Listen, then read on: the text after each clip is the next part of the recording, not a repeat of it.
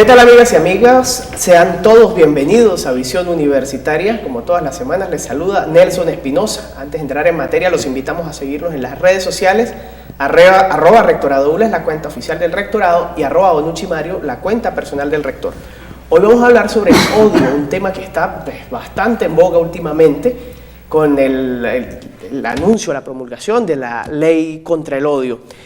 La Real Academia Española define el odio como la antipatía hacia algo o hacia alguien cuyo mal se desea. Pero más allá de esto, más allá del concepto, ¿qué es el odio? ¿Qué lo origina? ¿Qué impacto tiene? Y además, ¿se puede eliminar por decreto? ¿Se puede prohibir el odio? ¿Es un capricho humano nada más o tiene unas razones que van mucho más allá de un mero sentimiento? Hace unos años se creó el Viceministerio de la Suprema Felicidad, cuyos logros aún no terminamos de comprender ni mucho menos de conseguir.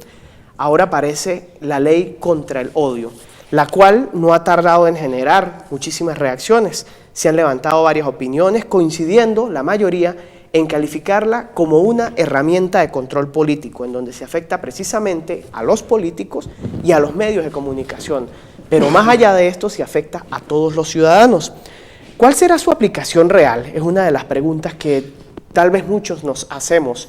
¿Se va a aplicar esta ley contra el odio a programas como Con el Mazo Dando, La Hojilla, Zurda Conducta, en donde, entre otras cosas, se han presentado declaraciones como las de un afamado representante de Venezuela en el exterior que decía que cuando se disparaba a un opositor sonaba vacío porque el cráneo estaba vacío, es decir, no tenían cerebro? ¿Qué implican estas declaraciones a la luz de la ley contra el odio? ¿Va a ser utilizada de una manera imparcial? Pues son dudas, son puras dudas las que quedan. ¿Y cómo afecta a los derechos humanos? Eso es parte de lo que vamos a conversar hoy en Visión Universitaria. Damos la bienvenida al rector Mario Bonucci, profesor. Muchísimas gracias, Nelson. Un saludo muy cordial a todos los universitarios, merideños, tachirenses, trujillanos. Profesor, ¿qué opina usted de la ley contra el odio? Ódiame por piedad, yo te lo pido, dice una canción. Ódiame sin clemencia ni motivo. Bueno, creo que esta canción de pronto van a tener que eliminar a Julio Jaramillo, al trío Los Panchos, porque esta canción incita al odio. Bueno, no, mire, el odio es un sentimiento. O sea, y el sentimiento no es tangible. O sea, no, es abstracto, digamos. Es abstracto, pero además que el odio es como el amor. O sea, tú puedes hacer que alguien te ame. Por decreto es difícil. Por decreto no. O, ¿cómo sabes tú que te odian de verdad? O sea, o lo de la incitación al odio. Bueno, no, uno empieza a mirar cosas, pero si tú te vas al fondo, es una ley decretada por una Asamblea Nacional Constituyente que fue elegida sin cumplir con la Constitución y sin cumplir con la voluntad del poder constituyente. Pero además yo debo señalar, las Asambleas Nacional Constituyentes cuando se crean no legislan, elaboran un texto constitucional. No legislan, no llaman a elecciones, no es un suprapoder, o sea, estamos en presencia entonces de una herramienta que para algo debe servir. Y no le queda a uno la mayor duda que esa herramienta debe servir simplemente para fastidiar a los que haya que fastidiar. ¿Y por qué lo digo yo? Acabamos de tener un cambio de gobernador. Con el gobernador anterior, su partido de gobierno, y debo decirlo con propiedad, un buen día amaneció llena el rectorado de grafitis en contra del rector y todo el arzobispado lleno de grafitis en contra del cardenal. Pero la ciudad llena de grafitis en contra de Mario Bonucci. Bonucci corrupto. Ahora, ese fue el gobernador y no mandó a borrar los grafitis. Y esos grafitis yo he dicho que no los voy a borrar. Porque más que una muestra de odio nos debe recordar cómo un grupo político trata de destruir moralmente a una autoridad, digamos, legal y legítimamente electa en nuestra institución. Entonces, creo que este tema del odio es un tema que se va a aplicar para el que no odia, porque yo no veo otra forma de ver el problema, ¿no? Porque si no, ¿cómo? Claro, sí, es parte de las sospechas o de las dudas que quedan sobre esta ley. Pero ¿qué impacto además tienen los derechos humanos, considerando que uno de los elementos que se ve más coartado es la libertad de expresión? Vamos a dar la bienvenida a nuestra invitada, la profesora Maeda Ochevar, coordinadora del Observatorio de Derechos Humanos de la Universidad de los Andes. Un gusto, profesora, bienvenida. Hola, sí, buenas tardes. Muchas gracias por la invitación. Y no quería anticipar más opinión al respecto porque había que presentar primero a Maeda. Porque nosotros somos respetuosos de los derechos humanos. Y Maeda nos ha dado cátedra en este programa sobre lo que significa un derecho, lo que significa un derecho humano, lo que significa un derecho fundamental, el que está establecido en la Constitución. Y ahora nosotros estamos viendo que, bueno, si se pone a alguien, si se detiene a alguien porque ese alguien odia a otra persona y lo dice, porque esto es un sentimiento, o sea, yo lo puedo querer a usted y yo lo puedo expresar, yo le quiero. Ahora, es un sentimiento el odio, yo le odio a usted. Estoy cometiendo un delito porque yo manifieste un sentimiento. Y de paso, la ropa es navideña porque hoy lunes tenemos el encendido del árbol navideño. Que hoy lunes que se grabó el programa. Hoy lunes que se está grabando por Radio el programa Martes. para quienes nos siguen. Bienvenida, profesora. ¿Qué relación entre un sentimiento y un derecho humano? Sí, un Por derecho eso no humano. lo entendemos. Sí, no, en este caso, justamente eso es lo grave. Ese es uno de los aspectos pues, más graves de esta ley que está castigando por supuestos de hecho que no son definibles, que no están claramente definidos y no son definibles tampoco. Entonces, en primer lugar, habría que decir pues, que esta ley es totalmente injusta e ilegal. Es injusta, ya Santo Tomás de Aquino hablaba de los tipos de injusticia de una ley y también decía ya desde la época de Santo Tomás de Aquino que las leyes injustas no imponían deber de obediencia. Es injusta por su origen. ¿Por qué? Porque el origen emana justamente de la Asamblea Nacional Constituyente, que es ilegítima, que no tiene la potestad ni la autoridad para dictar leyes. Quien puede dictar leyes en este país es la Asamblea Nacional electa en diciembre del 2015 y no la Asamblea Nacional Constituyente. La Asamblea Nacional Constituyente no solo que no puede dictar leyes, sino que ella misma, la instalación de esa Asamblea Nacional Constituyente se ha hecho violando la Constitución Nacional porque el único depositario de la soberanía popular es el pueblo y no el presidente. Este sería, digamos, el primer aspecto. La ley es injusta y por lo tanto no impone deber de obediencia por su origen. Es injusta también por su forma, decía Santo Tomás de Aquino, que a qué se refería él cuando hablaba de las leyes injustas por su forma. Para que una ley sea justa por su forma, tiene que repartir de manera equitativa los beneficios y las cargas, así decía él. Es decir, en palabras más sencillas, la ley tiene que ser aplicada a todos por igual. No es que la ley es específicamente contra un grupo de personas, como en este caso es evidente que la ley va dirigida a la persecución de un grupo político. Porque además no queda definido qué es el odio en la ley, eso es algo que queda básicamente a evaluación del juez. Eso es justamente lo grave. Y luego por su fin, las leyes son justas por su fin cuando el objeto que persiguen es justo.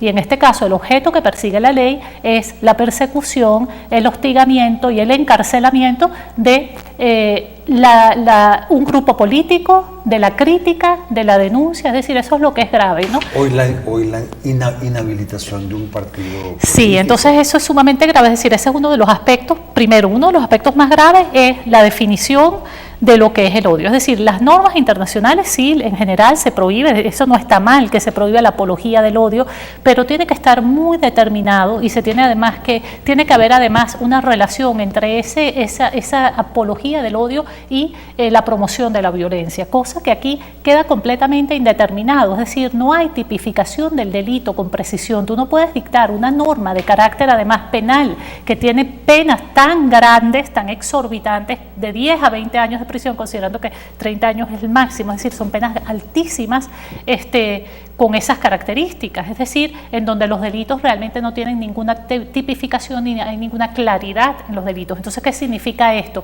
Que va a haber una total discrecionalidad y eso es lo que se quiere, es decir, ¿cuál es el objetivo de esta ley? Es institucionalizar la persecución y el hostigamiento a la disidencia política.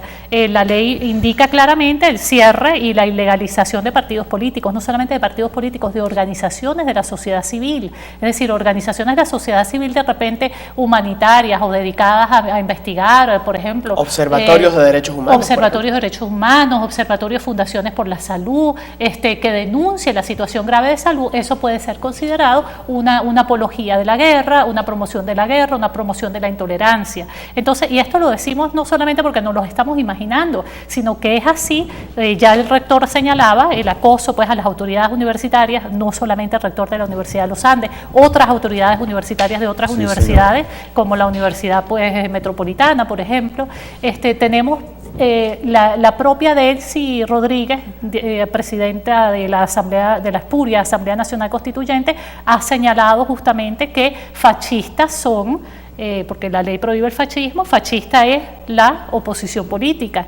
El presidente Maduro ha señalado también que generan violencia y tienen mensajes de odio los opositores políticos. El propio Tribunal Supremo de Justicia ha señalado que es un delito el llamamiento que hace la oposición a las manifestaciones. Entonces, es una criminalización de la protesta. Una criminalización. Nosotros como universitarios, uno de los aspectos que hemos denunciado, porque el Observatorio de Derechos Humanos se ha dedicado básicamente desde que nació al tema de la universidad y visibilizar lo que es la libertad académica, la autonomía universitaria, los ataques a la educación superior en Venezuela, hemos visibilizado eso, lo que es la estigmatización de los universitarios y bueno, cómo llaman los gobiernos, cómo llaman gobiernos nacionales, gobiernos regionales, cómo llaman a los estudiantes, cómo llaman a los universitarios, los llaman golpistas, los llaman fascistas, los llaman, es decir, ya ellos están designando realmente quiénes son, a quiénes va dirigido, cuál es el objetivo de esa ley, a quiénes va dirigido a sancionar. Han habido, profesora, no solo en Venezuela, sino a lo largo de la historia, intentos de prohibir el odio o leyes similares, no sé, tal vez en la Alemania nazi. Sí, pero porque realmente las leyes que prohíben la apología del odio son normas internacionales, existen en los tratados internacionales, existe en la Convención Americana de Derechos Humanos, existe en el Pacto de Derechos Económicos, Sociales y Culturales, pero esta ley que supuestamente es en contra del odio, en contra de la promoción del odio, del fascismo, de la intolerancia, por la convivencia pacífica, etcétera, etcétera, no cumple los estándares internacionales. Precisamente, ¿por qué? Primero, por la indeterminación en el tema de la delimitación, de la tipificación del delito. Segundo, porque evidentemente no tiene, es decir, no hay garantía de aplicación. Si usted se da cuenta, ¿quién es el que la va a aplicar? Una comisión de paz y de tolerancia. Esa comisión está nombrada ¿por quiénes? Por la propia Asamblea Nacional Constituyente. ¿Y quiénes integra? Integra todos los poderes menos la Asamblea Nacional. Entonces te deja al ciudadano completamente despojado del derecho a la defensa. ¿A dónde vas a acudir tú? Si te consideran que tú incurres en esa tipificación de delito de odio, ¿no? Entonces, por eso, el 10 de noviembre, el relator para la libertad de expresión de la Comisión Interamericana de Derechos Humanos emitió un comunicado muy largo, muy completo, señalando, primero pidiéndole encarecidamente al gobierno venezolano que no aplique esta ley, que no la apruebe, que no la ponga en vigencia y señalando que esta ley viola totalmente todos los estándares internacionales, viola no solamente el derecho a la libertad de expresión, sino también el derecho de asociación por medio de partidos políticos o formas de organizarnos. Además viola, chico, el derecho al odio, el derecho al vallenato, el derecho a la ranchera, el derecho a todas esas cosas que usted conoce cuando quiere odiar a alguien y entre 2 y 3 tragos ahoga las penas y el odio. Y 20 años de prisión. Y 20 años de prisión por eso, no. Es decir... Sí, es importante también tener presente el momento en el que ocurre, ¿no? Venezuela está al borde del default. Se dice que está al borde, ¿no? Tal vez estaba al borde del abismo, pero ha dado un paso al frente, como dijo Teodoro Pekov, creo que fue en algún momento.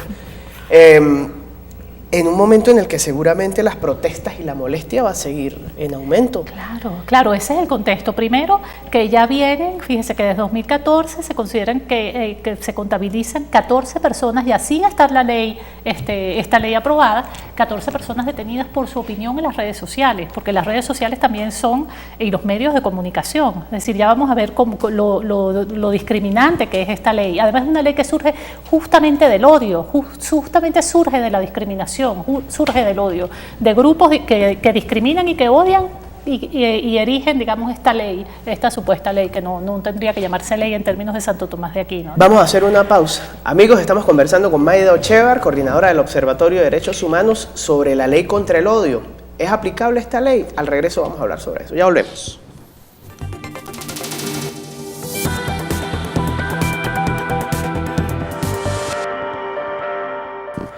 Estamos de vuelta en Visión Universitaria. Hoy conversamos sobre la ley contra el odio. Vamos a el nombre completo: Ley contra el odio por la convivencia pacífica y la tolerancia. Nos acompaña la profesora Mayda Ochevar, coordinadora del Observatorio de Derechos Humanos.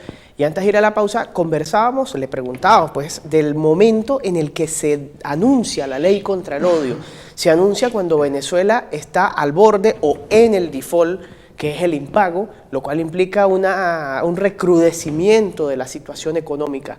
Pero más allá de eso, además del contexto social y el momento en el que se está anunciando esta ley, también es importante pensar, por ejemplo, cómo puede exigírsele a una madre cuyo hijo murió por falta de medicamentos que no asuma el odio. ¿Cómo se le puede pedir que no sienta lo que se supone debe sentir en un momento como ese? ¿Cómo se le pide a una persona cuyos hijos tal vez se están muriendo de hambre o están sufriendo, como están reportando ya las estadísticas y los estudios que se hacen, de cómo se está haciendo un daño inmenso a la generación de niños en este momento por la mala alimentación?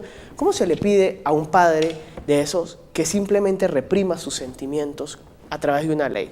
Profesora, ¿cómo nos tomamos todo eso en este momento? Sí, decíamos que justamente desde 2014 ya han sido detenidos alrededor de 20 personas solamente por expresar su opinión en las redes sociales, y esto sin estar la ley. Entonces podemos imaginarnos cómo será la represión. ¿Pero qué opinión han expresado? ¿Han llamado a matar a alguien o algo? Porque hay casos de casos. Claro, no, sin haber expresado, es decir, simplemente expresando su libertad de expresión, valga la redundancia, su libertad de expresión. Y aquí, bueno, un paréntesis solamente de decir la libertad de expresión.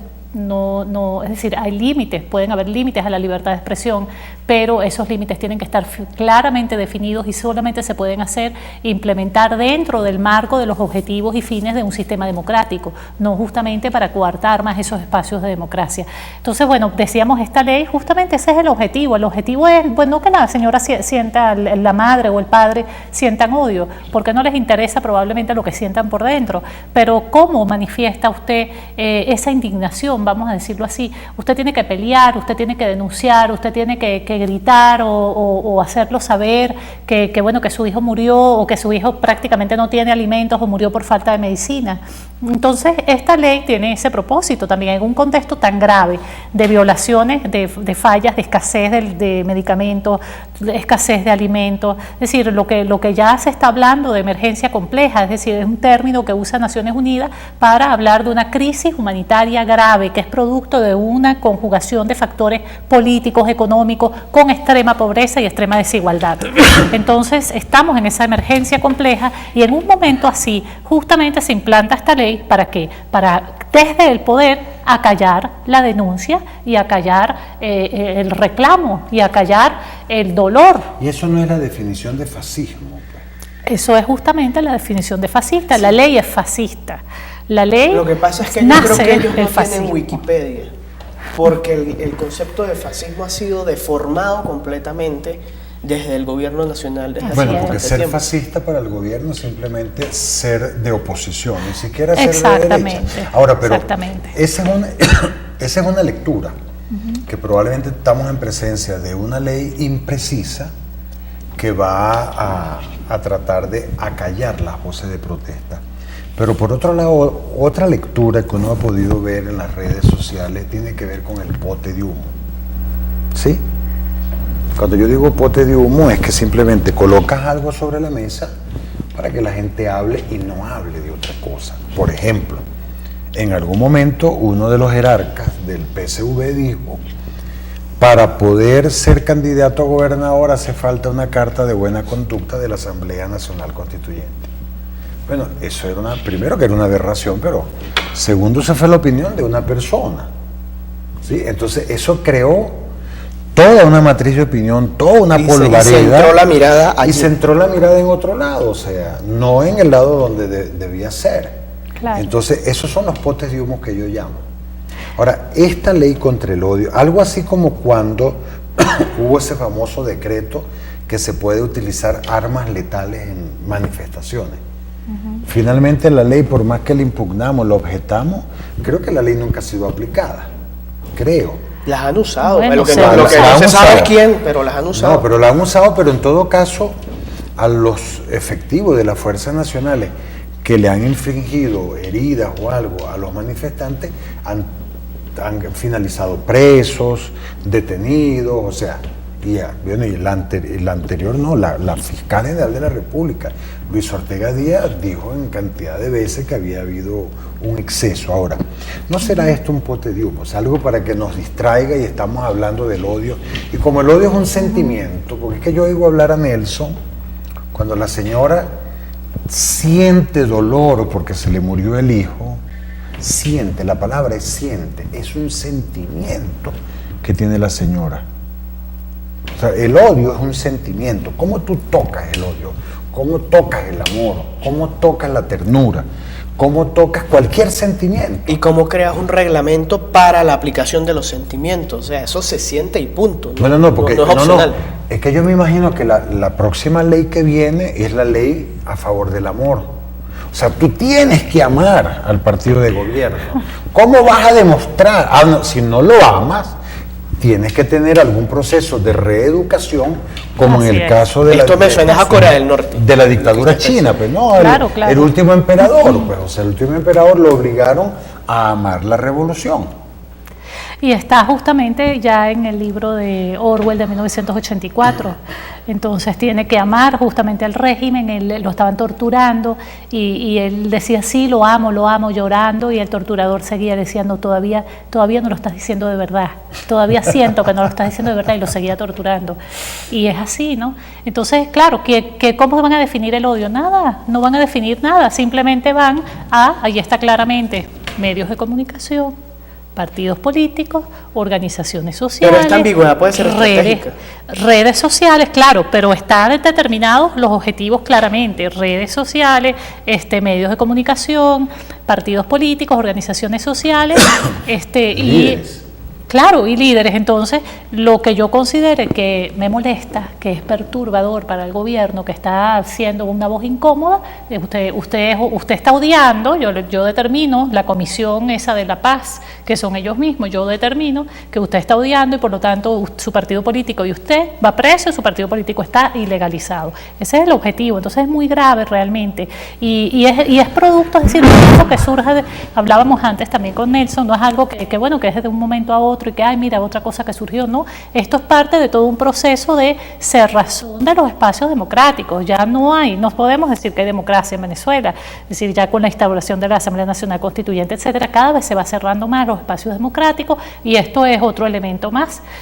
Cabe mencionar que otra de las características que revela pues esta injusticia en la aplicación de la ley es que los medios de comunicación están obligados a ceder sus espacios para los mensajes del gobierno, los mensajes que supuestamente son de paz del gobierno. Entonces eso también es sumamente grave, porque ellos son los que van a determinar además cuáles son los mensajes de paz. El mensaje del gobierno se entiende. Eso no es nuevo. Exacto, que siempre el mensaje de paz, claro, no es nuevo, la cosa es que ahorita se hace por medio de la ley, es decir, de alguna manera se le intenta dar un carácter de legalidad, se intenta institucionalizar. No es lo mismo cuando está pasando algo pero no está legal, no hay una ley que lo implemente. Otra cosa muy grave, los delitos allí son imprescriptibles. Esto es gravísimo porque esto también viola pues la imprescriptibilidad en el ámbito de los derechos humanos. No se corresponde con los estándares internacionales de derechos humanos con respecto a la imprescriptibilidad.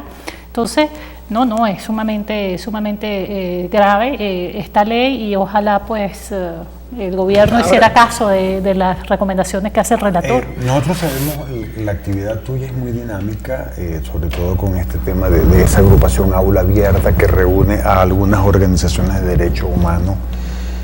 Ustedes y como el trabajo de los observatorios de derechos humanos es visibilizar situaciones que atenten contra un derecho humano.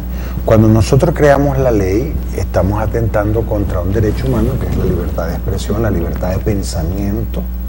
Y la que es lo más libertad de propio. comunicación, la libertad de información, Claro. la libertad de asociación como partido político.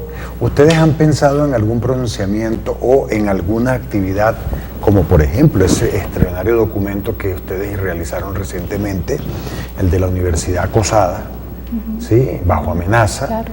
¿Han pensado en alguna estrategia o actividad, digamos, pedagógica para mostrarle no solo al gobierno, sino al mundo, de que este tipo de ley a lo mejor tendrá la intención que tenga, la mejor intención, o sea, yo no lo sé, pero que este tipo de ley lo que está produciendo son deterioro de las condiciones democráticas del país? Sí, y a los universitarios nos va a afectar si ya se criminalizaba a un profesor, por ejemplo, por el mero hecho de denunciar una crisis eléctrica o una situación del país. Como Santiago, pues. Claro, ahora estará O Mora, ya aquí en legalizado.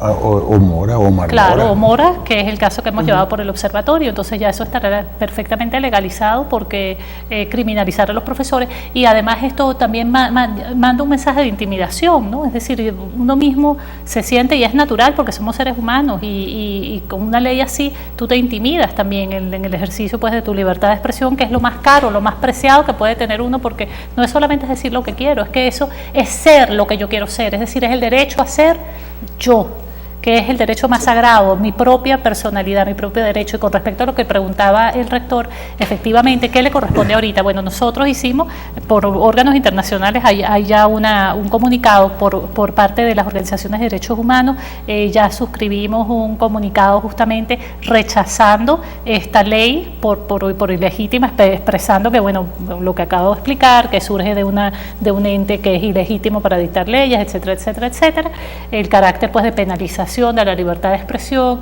expansión de lo que es el derecho penal, es decir, creer que metiendo a la gente presa, a todo el mundo preso en las cárceles, se van a solucionar los problemas del país. Entonces, en primer lugar, hicimos ese comunicado denunciando. En segundo lugar, que nos corresponde como organizaciones, nos corresponde ir evidenciando cuál es la aplicación de esa ley y cómo se están violando los derechos, es decir, ir documentando y monitoreando para construir esa memoria. Siempre decimos, bueno, los observatorios de derechos humanos visibilizamos, pero también construimos la memoria, somos como decir la caja negra, cuando se pase todo, ¿qué ocurrió realmente? Allí están los informes de derechos humanos, para saber qué ocurrió en nuestro país en estos años. Pues, ahora bien, profesora, una de las cosas que tal vez, lo decía al principio, no podemos negar, es que el odio no es bueno. Una sociedad que esté cargada de odio, pues lógicamente tiene un problema que resolver. Y el odio arruga el corazón. Además, también. Dice el chavo además que la venganza no es buena, mata el alma y la envenena también, rector. Sí, no, es que en principio está muy bien, la tolerancia, la convivencia pacífica, no odiar, por supuesto, no hacer apología del odio, de la violencia, pero, es decir, son valores universales. Pero recordemos que el odio en Venezuela no es algo que nace de la noche a la mañana, recordemos cómo llega Hugo Chávez a la palestra política, llega con un fusil matando gente. Claro, y eso es casi que una fecha patria hoy en día, el 4 de febrero. Ofreciendo freír en la cabeza. Recordemos más atrás cómo se genera toda esta guerra de clases, como la llaman los comunistas, de que todos los problemas de los pobres son culpa de los ricos. Y eso nos ha traído a donde estamos. Hay un problema de odio, más allá de las razones. ¿Cuál sería un camino lógico, un camino sensato para abordar este problema? Para lograr superar, bueno, lo primero, para poder superar todo lo que son los problemas de odio y los problemas, el odio surge, lo que hablábamos, surge del resentimiento.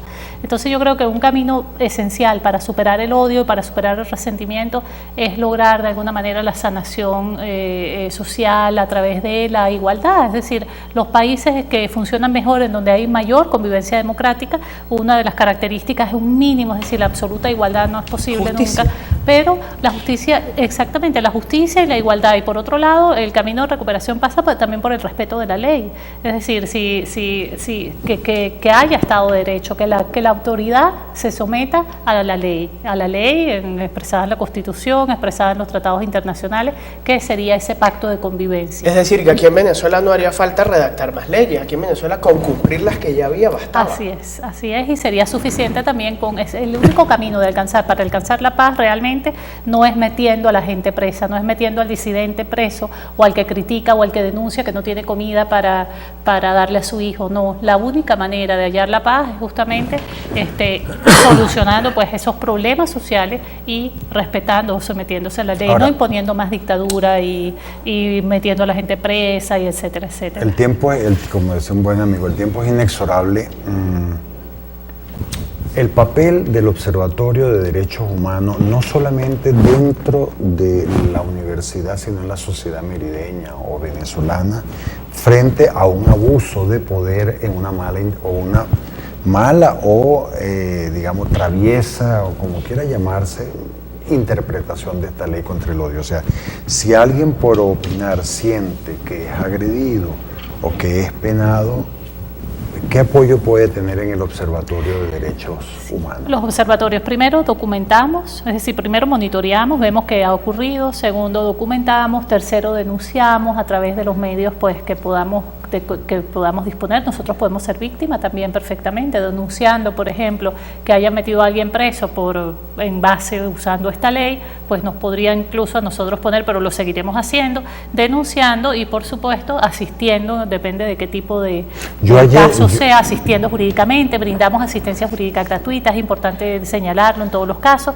y también incluso asistencia jurídica internacional. Yo ayer oí al presidente de la República en un programa de televisión, en una entrevista que le hace un español, hablar muy mal de dos entidades, Transparencia Venezuela o Transparencia Internacional y el Foro Penal. Y el Foro Penal. Ahora, el presidente puede tener sus razones para hablar mal de ellos. Ahora, el hecho de hablar mal, de calificarlos de una manera no creíble, no es una incitación al odio hacia esas organizaciones. Claro, claro.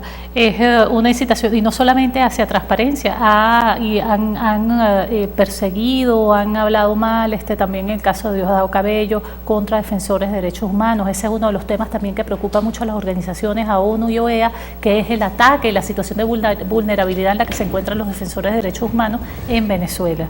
Y entonces Venezuela sabe que tiene pues el Estado una deuda porque el gobierno se ha dedicado a perseguir, acosar, estigmatizar.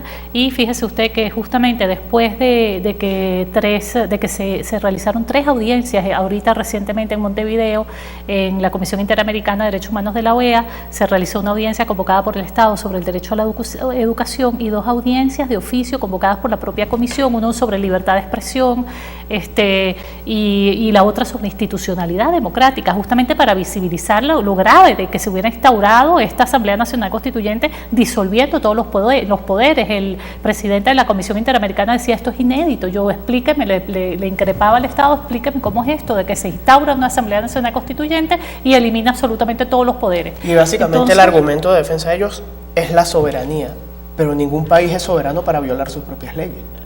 Claro, no, eso sí, efectivamente ellos argumentan la soberanía del propio Estado para violar derechos humanos, pero claramente lo dice también los textos internacionales de derechos humanos que no se puede alegar la soberanía para violar derechos humanos, y por eso hay persecución y existen los crímenes de lesa humanidad y existe una Corte Penal Internacional que ha juzgado a presidentes, se crean cortes ad hoc, etcétera, etcétera. Entonces, bueno, es una situación realmente... Desde la universidad, ¿qué podemos hacer nosotros para poder sacar a flote una reflexión seria sobre este tema? Y que apartemos la paja del trigo, porque no sabemos si es un instrumento para represión, si es un instrumento que puede tener la mejor voluntad del mundo, o si simplemente, como yo llamo, un pote de humo. Efectivamente. Bueno, yo creo que las facultades de Derecho de las universidades pueden hacer estudios, ya han salido estudios que pueden orientar un poco sobre esta ley. Los estudios que han surgido pues justamente visibilizan y explican por qué se da el primer caso, es decir, esta ley será para perseguir a la disidencia y no meramente invitar a la reflexión. Hay que trabajar sobre eso.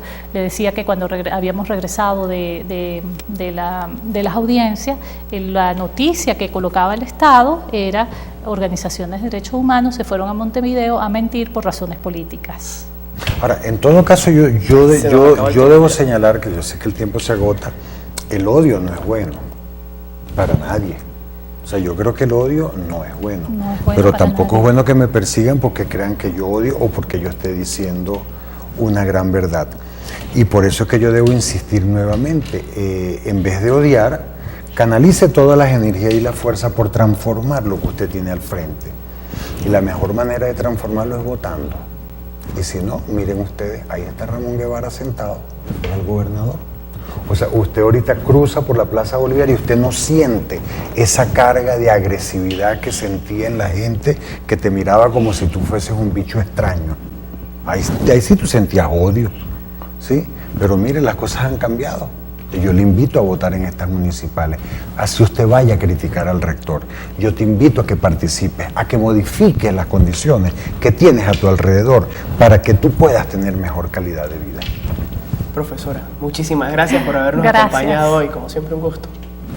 Amigos, de esta manera llegamos al final de la entrevista de Visión Universitaria. Conversamos con la profesora Maido Chevar, quien es la coordinadora del Observatorio de Derechos Humanos. ¿Sobre qué? Sobre la ley contra el odio. Ya volvemos.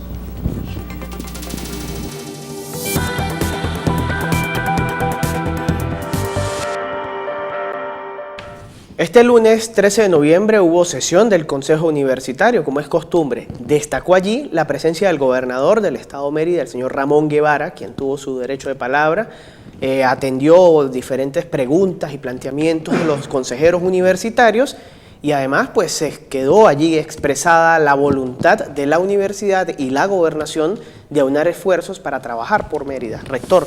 Bueno, no, un consejo una sesión bastante agradable. Pues sí. Bastante tranquila, se discutieron varios tópicos. Uno de los tópicos en el que mostramos nuestra preocupación es que empezamos a ver casos de profesores, por ejemplo, que se fueron en enero de este año, y no lo hemos visto más, pero las facultades no le han abierto expediente, no sabemos qué pasa. Empleados que se nos fueron en agosto, en julio y no han vuelto más, y los jefes de esos empleados no han dicho nada. Bueno, entonces hay una especie de anarquía que hay que empezar a revisar y supervisar. Es tiempo también de algunos acontecimientos que nos unen y que son tradicionales en la universidad. Uno de ellos es el encendido del árbol que se producirá el lunes. Nosotros estamos grabando este programa hoy lunes. Pero además tenemos la consabida, consuetudinaria, tradicional misa de aguinaldo, que le empezamos a las 4 de la mañana porque hay un parrandón, hay un San Nicolás, hay cosas muy bonitas.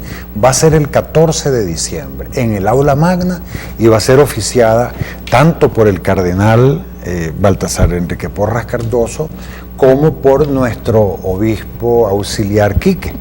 Que por cierto volvió a entrar a la gobernación un obispo este domingo después de 18 años. Después de 18 años y eso, bueno, eso es interesante. Pero además debo señalar que el Consejo Universitario en pleno y en la Facultad de Humanidades le van a otorgar el doctorado honoris causa en filosofía a nuestro cardenal Baltasar Enrique Porras Cardoso. Eso va a ser el 6 de diciembre a las 10 de la mañana en el aula magna.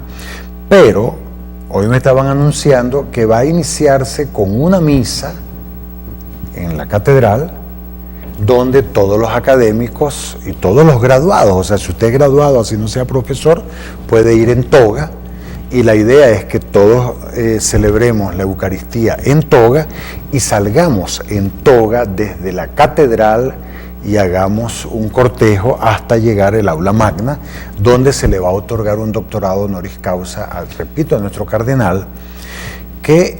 ¿Por qué se le otorga un doctorado honoris causa a un cardenal? Bueno, no, en primer lugar estamos hablando de Baltasar Porras, que independientemente que sea cardenal, es un académico, es un universitario, erudito, o sea, la biblioteca que tiene Baltasar Enrique Porras Cardoso es una biblioteca envidiable, una de las más grandes del país, pero además la contribución que él ha hecho en el campo histórico, filosófico, teológico, digamos, se pierde de vista. Entonces, es un especialista, pero además de ser un especialista, es compañero de trabajo nuestro, le ha dado clases, doctorados en maestría, ha asesorado tesis. De verdad que nosotros nos sentimos muy orgullosos. Pero por otro lado, vea el aspecto simbólico, significativo. La universidad, que tiene su origen en el primer obispo que tuvo la diócesis de Mérida, ¿sí?, que es Fray Juan Ramos de Lora, una universidad que tiene su origen en la iglesia, le rinde honor a la iglesia. A la iglesia. Pero le rinde honor a Baltasar Enrique, que ha sido el biógrafo, digamos, más conocido en los últimos tiempos de Fray Juan Ramos de Lora. Así que de paso, pronto, creo que el 8 de diciembre cumple año de fallecido Fray Juan Ramos de Lora, que siempre nos olvidamos de esta fecha. Entonces, bueno, son acontecimientos importantes que le invitamos a todos ustedes a que participen con nosotros.